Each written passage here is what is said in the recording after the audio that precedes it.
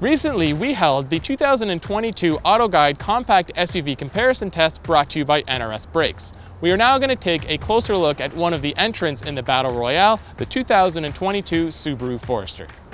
We want to take a second to thank our sponsor, NRS Brakes. NRS Brakes offer galvanized brake pads which use a friction material that's mechanically attached, not glued, to the galvanized steel backing plate, making them the longest lasting and quietest brakes in the market. Find out more about NRS Brakes in the link in the description below.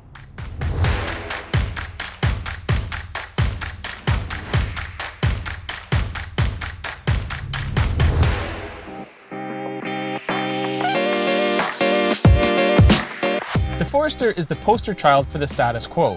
When was the last time a Forester arrived that looked completely different? 10 years? 15 years? Ever? Maybe though, that's the point. The Forester continues to be a huge seller for Subaru and many customers are extremely loyal to the brand. There's a reason the Forester never changes its boxy shape and why consumers keep flocking back to it. Although uninspiring to look at, the squared off body leads to terrific sightlines. The amount of glass on all sides of the vehicle creates a greenhouse unmatched by any of its competitors. The cargo area is large with a wide opening rear hatch that allows easy access to your gear. The rear seats were voted the best in our comparison test as they offer decent legroom, good cushion support, and excellent headroom. And while on the topic of comfort, the long travel suspension allows the Forester to float over most road imperfections, swallowing up broken pavement that unsettles some other small SUVs.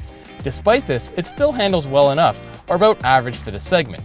A lot of this has to do with the Forester's light weight. And of course, we can't talk about a Subaru without bringing up its poor weather performance. It may be a beautiful summer day today, but the snow will come, and when it does, the Forester will be ready with 8.7 inches of ground clearance and the brand exclusive X mode. Our fully loaded touring trim is well equipped and includes items like driver focus, heated rear seats, a heated steering wheel, and panoramic sunroof. The interior design is well thought out, using premium soft touch materials on most surfaces. I really like the programmable 3 information screens. Things are less positive when it comes to the drivetrain. In our comparison, it was ranked the second worst engine-transmission combo. The 2.5-liter 4-cylinder boxer engine makes 182 horsepower, which is on the lower end of the segment, and can only be paired to a continuously variable transmission. Under moderate acceleration, the drivetrain is noisy and lacks the power and refinement of some key competitors like the Toyota RAV4 Hybrid and Kia Sportage Hybrid. Rated at 29 miles per gallon combined, the Subaru Forester is fairly efficient, but can't match the more powerful Nissan Rogue. Still, the Forester is full-time all-wheel drive, so we need to give credit where credit is due.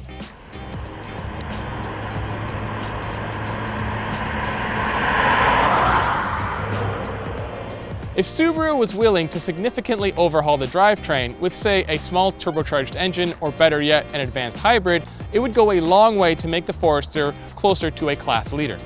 As it stands, it is a solid mid-pack performer that has a lot going for it, especially with potential customers that are looking for a hassle-free, easy-to-maneuver, comfortable SUV. Thanks again to our sponsor, NRS Brakes. Be sure to check them out, and don't forget to like, subscribe, and definitely ring that bell.